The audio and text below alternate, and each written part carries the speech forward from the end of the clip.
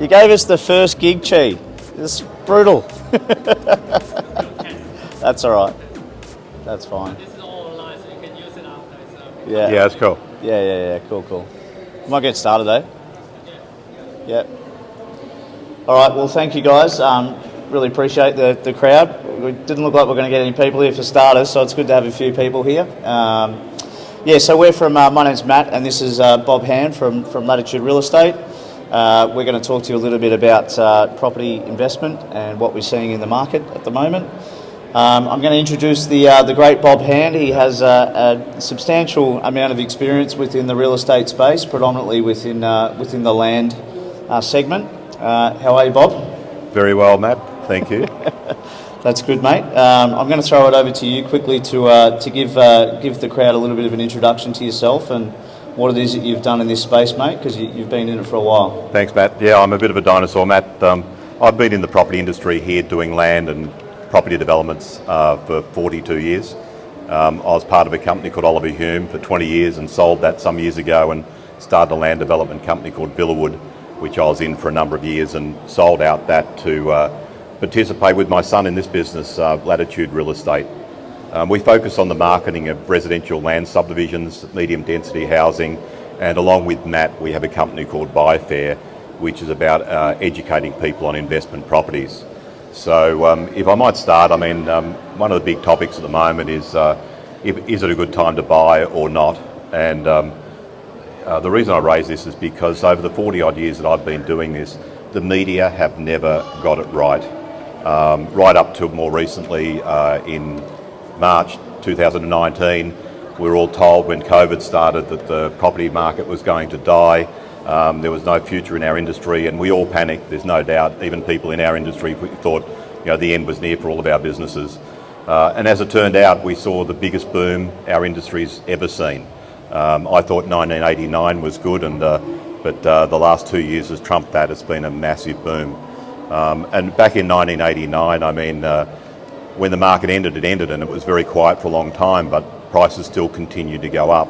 So what we have got is a few examples that we found from the media of the past, and it tells a little story. So the first one was back in 1992, when in the Australian newspaper we read, "No one is going to invest in property again." And I might note at that stage the median house price in Melbourne was $125,000. So, but it just kept going. It doesn't matter what era we take. Further into the 90s, in 1995, in The Age, the headline was "Property investment to drop." Median house price was then $129,000. It didn't drop, so it just kept going. In the Australian, in 1996, we heard that property investment loses its shine. It didn't lose its shine. Median house prices were $131,000 and still rising. So then, in 1998, we saw in Personal Investment magazine, which was a pretty big publication at that time, "Beware of the love affair with property." Median house prices were still rising to 155. So when you see these things in the media, Bob, and obviously we're going back a little bit before 2000, and we're still seeing it today. Obviously, the media is reporting on what's happening in the market today, and it's pretty doom and gloom. Do you see that they get it right too often, or? No, and I think they've got it wrong again. We're in the land space. We're not in the established home market, and maybe there is a bit of a correction happening in that area. What we're really seeing out there at the moment is there's no doubt prices are not moving upwards at the moment in residential land, but they will. And this is only because we do have an historic low in the amount of supply. There's pressure on the state government to rezone more land, which they're not doing anytime soon. So we have limited supply. And we combine that with the fact that we've got a serious rental crisis on our hands. We have a shortage of housing in Victoria, and it needs to be fixed. So there's no immediate fix. And then, of course, what we have got is for the past couple of years, which we'll see on our slides a little bit further in, and we've had negative migration pretty much. In actual fact, in Melbourne, we've actually had negative. A lot of people have packed up their bags and headed to Queensland. And as we know historically, they'll soon find there's not a lot of employment up there, so they'll all head back again. But more important, migration will commence again, and that will start to drive our market again. So what were you seeing? Obviously, we've seen incredible increases in values of housing across Australia in the last few years with the pandemic happening. What was it that you seen being the main driver of that growth? Well, we had such positive migration. We had 120 odd thousand migrants arriving in our country each year over the last few years.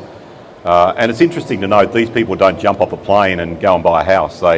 They get off their plane, they establish themselves in Melbourne, they'll find employment, they'll rent somewhere and establish where they want to live. And probably within 3 years of arriving, they start to buy. So as the migration gates open up again, we're not going to see these people run in to buy housing, but there will be an increased need for more rental product. Yeah, and we'll go into some stats and show you a little bit about what's happening in the market at the moment and long term as well, because there's some pretty consistent trends there that we can see, and I think it's probably comforting for younger people getting into the market. You do have a couple of books, mate, that you've written, and I'm a big fan of them. Do you want to tell us a little bit more about the 2 books that you've written and what they're going to help people with? Yeah, look, I wrote a couple of books. They're pretty simple. I mean, I left school when I was 15 to be a carpenter, so I'm a pretty simple bloke. And most of the books in the market were a little bit too sophisticated for me. I wanted a couple of books that you could read in 40 minutes to an hour and pretty much understand the principles of whether you're buying a first home or an investment property. It's not that complicated, but what I was finding was I go out to our projects on the weekends, land projects, and probably 60% of the people coming through are investors. And what we were finding is when we sat and spoke to them, they had no knowledge of how to go about this and what was involved. So Matt and I actually spend a lot of Saturday mornings out on the projects running investment education programs for these people. And they really embrace it. I mean, and I enjoy doing them, quite frankly. Yeah. So. It's a very small percentage of people that actually invest in property and have multiple properties. What would you say for people that want to get into the space and want to build a bit of a security network for themselves and investing? What would you say is sort of a couple of key things that you look for?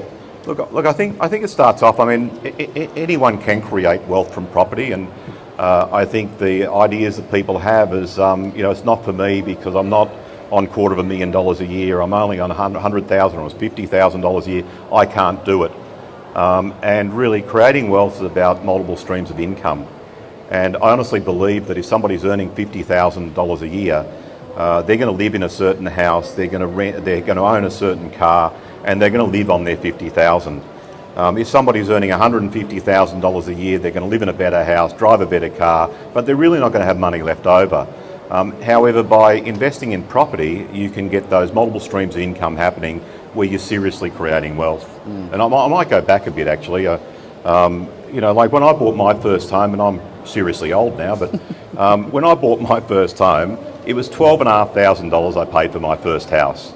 It's just ridiculous. But that was, 40 odd years ago, I suppose, maybe more, 43 years ago. But the growth in property is incredible.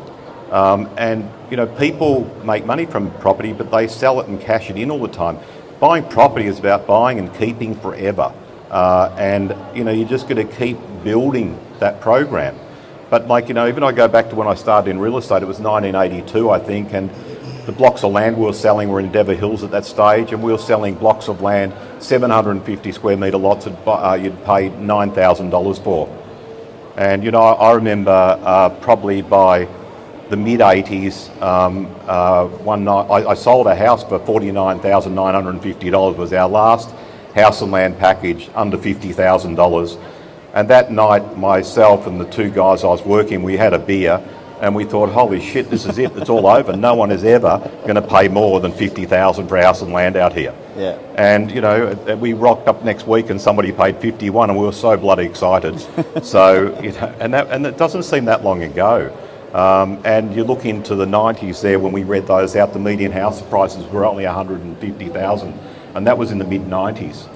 So we're looking at some stats the other day. I don't actually have them up on the slides, but I think in 2000 it was something it's about 8 times from income to median house price in Australia. I think the median house price, in Victoria was about $38,000 for median income. Yeah. And the average home or median house price for homes was about $330,000 or $300,000 or something along those lines. Yeah. We're now sitting at about 11 times income, so we're at about $90,000 as an average income and about 900,000 or 950,000 for a median house price. So it is becoming a little bit harder to get into property, but we're definitely seeing a lot of government support as well. Are you seeing that come through in the land space? And I think the government support will continue. I mean, I think it was back in the 80s the government decided to abolish negative gearing. However, then the government had to come up with enormous amounts of money to cover social housing. And I know before this election there was a lot of talk that maybe negative gearing would be abolished. The government cannot afford to do that. We've got a shortage of housing now and it's worsening. So I think if anything, the government will need to increase the incentives for people to invest in property. So, I mean, Matt's got his statistics, that's why I said I'm a simple. But Matt did get some statistics together to demonstrate the growth in property that's expected over the next, between now and 2050, wasn't Matt? Yeah, well, we've got a couple of stats that I think are pretty important to see. We won't go into them too deeply, but we'll bring them up on the screen. I mean, you've been through a couple of, obviously, recessions. 2007, I think the 1980s was also, a pretty big adjustment as well. We're probably seeing a bit of an adjustment at the moment also, but I think the government's the contribution towards the overall economy through the property industry is about 60% of our GDP. Probably one of the main reasons why the government's going to keep supporting it. But they will, and like each time it's slowed, it hasn't really slowed for long. The interesting thing to note from what we're seeing at the moment, in 1990 when we had a crash, and it was a crash, out on our projects we saw no one. I mean, just no one came. I mean, there was no sales to be made. Yeah. The thing that's different at the moment, our inquiry rates on the average project through the boom over COVID, we might have been getting 60, 65 inquiries a week. Before COVID, we would have been getting 10 to 15.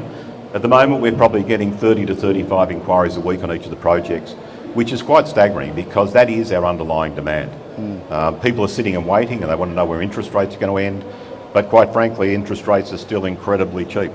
In 1989, interest rates were 18%. So where we are at the moment is very manageable.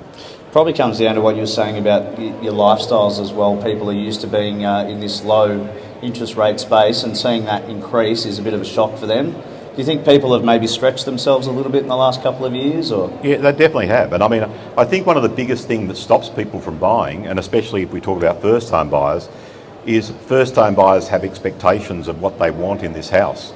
And the sad thing is they decide not to buy because they can't afford the 4-bedroom, the study and the 2 bathrooms and the big garage and sometimes a spa or whatever it might be that their aspirations are, so they decide to save a little longer. They don't save at the rate the prices are going up, so they never get started. And I remember when I started, I mean, we used to buy what we could afford, and we all did okay. We made a great deal of money from that. So I encourage first time buyers to get into the market as quick as they can and buy what they can afford, not what they want. And the same from investors' point of view. I mean, if you can afford to get a house and it's only 3 bedrooms, a couple of bathrooms and even a single garage, you're going to get a tenant in there and you're going to start creating wealth. Yeah, no, I agree. And I've dealt in the first home buyer space and the investment space for a long time as well, since about 2007. And it's always been the same outcome with people that have got themselves into something and got themselves started. Once they've generated a little bit of a gap in between what they owe and what the property's worth, it's opened up doors for them. We've put some stats up on the screen there about what prices are set to go to by 2040, which is about 20 years away, and it's pretty staggering. And you can definitely see that Melbourne and Sydney, which are the 2 states that really have the main sort of growth from a population standpoint, it's pretty crazy to think what those numbers are at, Bob, and I don't know if you can see them, but $6 million and $5,800,000 or something along those lines for Melbourne. My eyes aren't good, but I mean, you look at this. I mean, I had a young guy come to one of our investment programs not long ago, 32, he was fly-in, fly-out job, and he had 8 investment properties. So easily he'll get to 10 by this stage, and if you have a look at that, he'll probably have them paid off and he'll be worth $50-odd million. So it's not a bad effort. So why do people, I think it's an interesting topic because quite a few people advertise that they've got 30 properties under the age of 30 and those kind of things, which is probably a pretty crazy outcome. But why do people have multiple properties once they get started? What is it for people that might not have experience? Look, the key is it's not about how much money you've got in the bank. These properties do appreciate and they'll continue to appreciate, and as they appreciate, you keep adding more homes. But do it gently. Don't be in a rush. If you're young enough, it's going to happen anyway, and you will create enormous wealth. Probably the biggest hurdle or biggest thing we see people go wrong with is that they get a little bit ambitious, they get a little bit ahead of themselves, but always have a look at your cash flow and be able to comfortably afford to add to your portfolio. Don't take risks. Yeah, I've just brought another stat up. So Bob's not really a stat man, but so this is a UN prediction for Australia's population over the next 50 years, and in 2070, which seems like a long way away, but it's really not.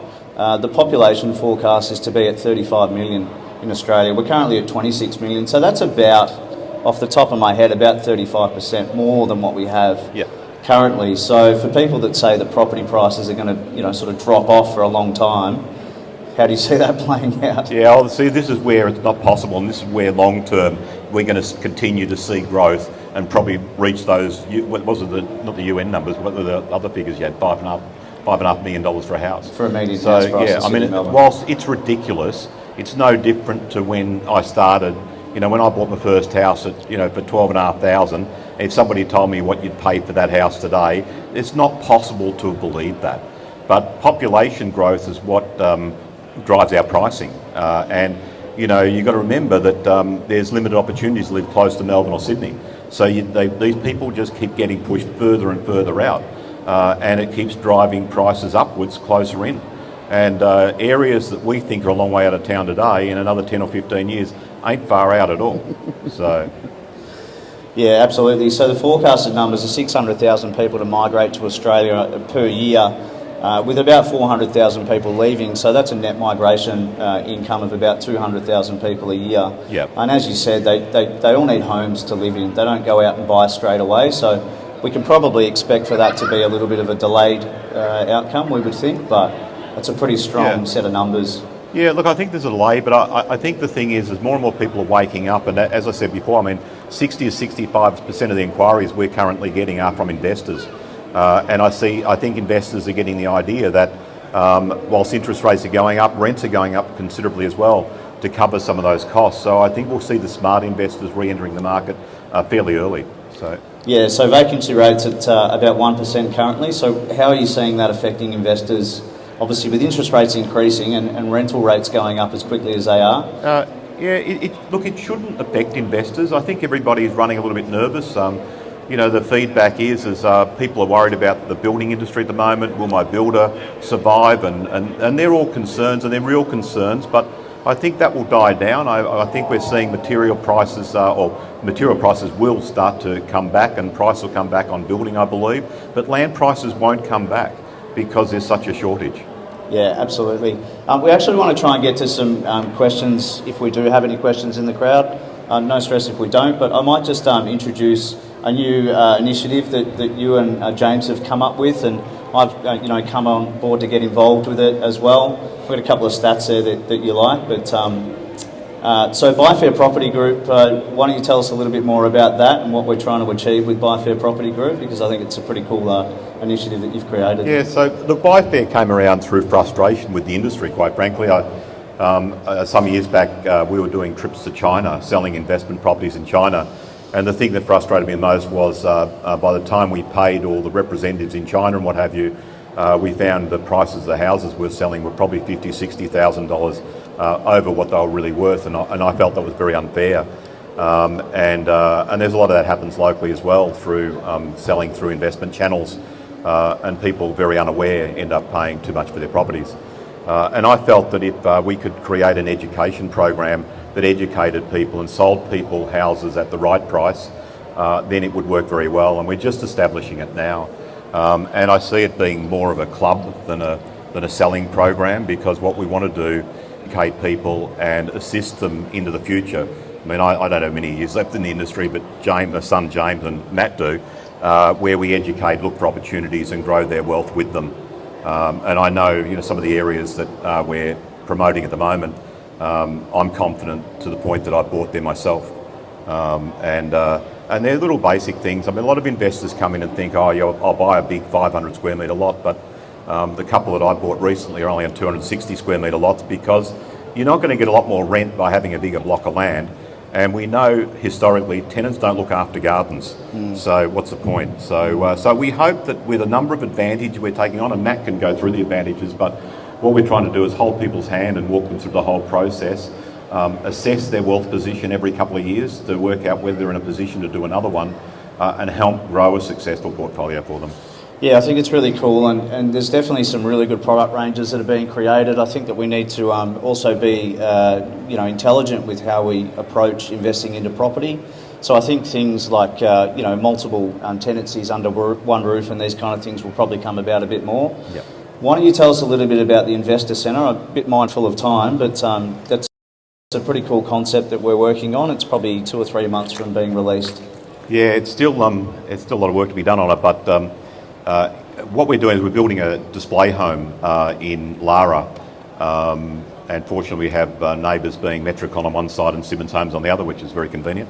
But it's not a display home, it's an investment. And what we're trying to do with our marketing teams is create like a ScienceWorks exercise really, where it's touch and feel and digital applications where as you walk through the home you learn different aspects of investing in property, and taking what we've written in our book and delivering in a digital format so that when people come out the other end, they have a very strong understanding of the advantages and how to go about investing in property without actually having to sit down and ask questions of us, which some people find a little bit awkward or embarrassing that they don't know certain elements. So it should be fun. Yeah, so we've conducted some research recently, and the key thing that's come out of that from people that we're speaking with is that they really just don't know where to get started. So I think the Investor Centre is going to be a really good incentive for young people, first home buyers as well. Generally, first home buying is not about building your dream home. It's about sort of getting yourself started and then being able to build from there if you have the guidance that we can provide to help you with. So. I might actually jump onto some questions if there's any questions from anyone in the crowd. Is there anyone sort of looking to build or get into the investment space currently that has any questions? No? So look, for those who are interested in the book, we have got a handful of, our stand is just behind us here at Latitude, so we have got a handful of the books available, the investment one anyway. The first home buyer one we can send to you digitally, but the investment one's probably worth a read if you want a bit of an education. On a finish note, mate, what's your last piece of advice to anyone trying to get started? Look, first home buyers, like I said before, buy what you can afford now. Don't wait, because you won't keep up with the increases. Yep. No, I really appreciate it, mate. Thanks for your time and thanks for showing up, and appreciate you guys as well. Thank you. Hope you got some value out of it. Yeah, and I'd like to thank OpenLot too. I mean, I think what they put on here has been fantastic, and I hope they do it every year. We've had a really good group of people in here. Yeah. We've met some great people, and people are just looking for information. It's been a great venue for that. Yeah. So thank you. Thanks, guys. Really appreciate it. Thank you. Go on, mate. Well done. Bit of a weak finish, but that's all right. Thanks, bud. Appreciate it.